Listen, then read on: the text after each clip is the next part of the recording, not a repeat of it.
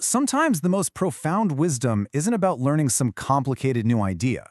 It's actually about remembering the simple, powerful truths that we all kind of know deep down, but that just get buried in the rush and noise of our everyday lives. And this quote right here, it just hits the nail on the head. That's exactly what we're going to do today. This isn't about some heavy academic lesson. It's a chance to simply remember what truly matters. So let's do that. Let's just imagine for a minute that we're stepping away from all the chaos, sitting on a quiet porch, and just getting ready to soak in some advice that has seriously stood the test of time.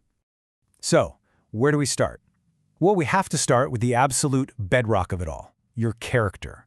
This has nothing to do with what you own or what your job title is. It's about who you are when nobody else is looking. It's the foundation for everything. So how do you actually build that foundation? It really just boils down to these three beautifully simple things. Keep your word, listen more than you talk, and be kind. That's it. Sounds easy, right? But actually mastering them, well, that's a lifelong journey. Let's dig into that first one, keeping your word. Think of your reputation like this old pot. It's the one thing you carry with you absolutely everywhere. And yeah, you can try to patch it up if it gets cracked, but it's never going to hold water in quite the same way again. It's the currency of trust, and it's so fragile. And that leads us right into the second point. It's one of those things that's so simple, it's actually profound. We have 2 ears and 1 mouth for a reason.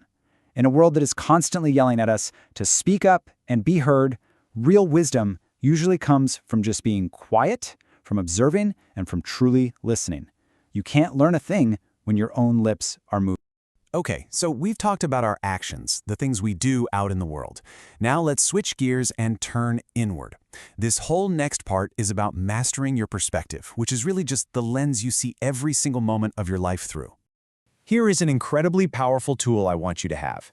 The next time you feel that hot surge of anger or that wave of anxiety over something, a stupid email, getting cut off in traffic, just stop and ask yourself this one simple question. Seriously, try it.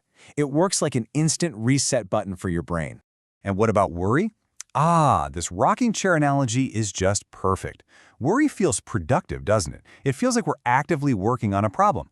But in reality, we're just rocking back and forth, burning a ton of energy, but staying in the exact same spot. It is all motion and zero progress. Okay, this next idea is so crucial, especially today. We're always comparing our own lives, which we see as the full, uncut, behind-the-scenes footage with all the struggles, the doubts, the messy takes. We compare that to everyone else's highlight reel. That polished, perfect version they put out there. And the big takeaway here is never, ever compare your whole movie to someone else's 2-minute trailer. It's a game you will lose every single time. All right, let's pull the lens back even further for our final section. This is all about looking at the long journey of life itself. It's about how we handle the inevitable ups and downs, the weird way time passes, and all the challenges that we're all guaranteed to face. Have you ever felt this? Man, it's such a paradox. A single Tuesday can feel like it lasts an eternity, but then you blink and a whole decade has just evaporated. This is such a powerful reminder to stop waiting around for a special occasion. The fact that you are here, right now, breathing in and out, that is the special occasion. This one is all about legacy. It's about making a fundamental shift in our thinking, moving away from what's in it for me right now and toward what can I build that will outlast me. True wisdom is doing things today that will benefit a future you won't even be around to see. It is the ultimate way to pay it forward. 4 little words, but they contain so much power. In moments of pure joy, they remind us to be present, to savor it, because it's not going to last forever. And in moments of deep pain and sorrow, these words are a lifeline. They're a promise that the storm will eventually pass. It's really a mantra for resilience. Just look at the difference here. Holding a grudge, it can feel powerful, right? Like you're holding someone's feet to the fire. But what you're really doing is drinking poison and waiting for the other person to die. It only hurts you. Forgiveness, on the other hand, that's not about letting them off the hook. It's about taking the hook out of yourself. It is the ultimate act of setting yourself free. This might just be the most actionable piece of wisdom in this whole thing. It is so easy to get paralyzed by regret, thinking, I should have started years ago. But this quote just cuts right through all that noise. It doesn't ignore the past, but its real power is in what it says about right now. The power to begin is always, always available to you.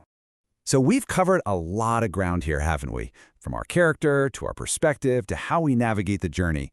But here's the thing. Remembering these truths is one thing. Actually applying them to your life, well, that's a whole other story. So I want to leave you with this final question to really reflect on. Just take a look at everything we've talked about. What's the one area of your life right now where one of these simple truths could make all the difference? What tree are you going to plant today?